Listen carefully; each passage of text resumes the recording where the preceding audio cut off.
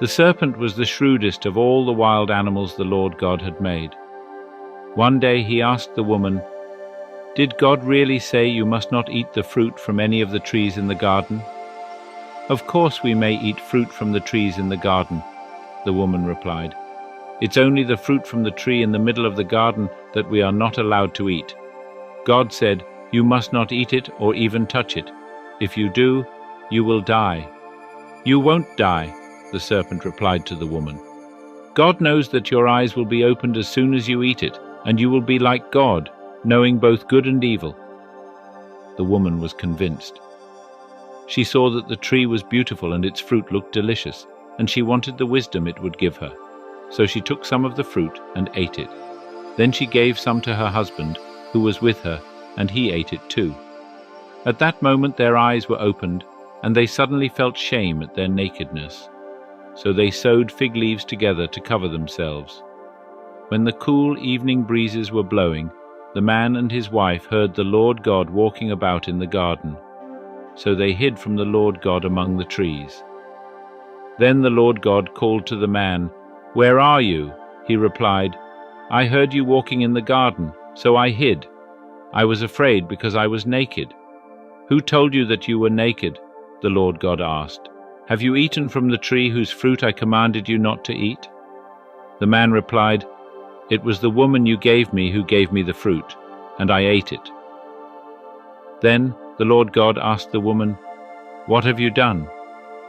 "The serpent deceived me," she replied. "That's why I ate it." Then the Lord God said to the serpent, "Because you have done this, you are cursed more than all animals, domestic and wild. You will crawl on your belly, groveling in the dust as long as you live. And I will cause hostility between you and the woman, and between your offspring and her offspring. He will strike your head, and you will strike his heel." Then he said to the woman, "I will sharpen the pain of your pregnancy, and in pain you will give birth, and you will desire to control your husband, but he will rule over you." And to the man he said, "Since you listened to your wife and ate from the tree whose fruit I commanded you not to eat, the ground is cursed because of you. All your life you will struggle to scratch a living from it. It will grow thorns and thistles for you, though you will eat of its grains. By the sweat of your brow will you have food to eat until you return to the ground from which you were made. For you were made from dust, and to dust you will return." Then the man, Adam, named his wife Eve, because she would be the mother of all who live. And the Lord God made clothing from animal skins for Adam and his wife.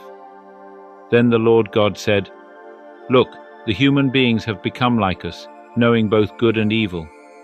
What if they reach out, take fruit from the tree of life, and eat it? Then they will live forever." So the Lord God banished them from the Garden of Eden, and he sent Adam out to cultivate the ground from which he had been made.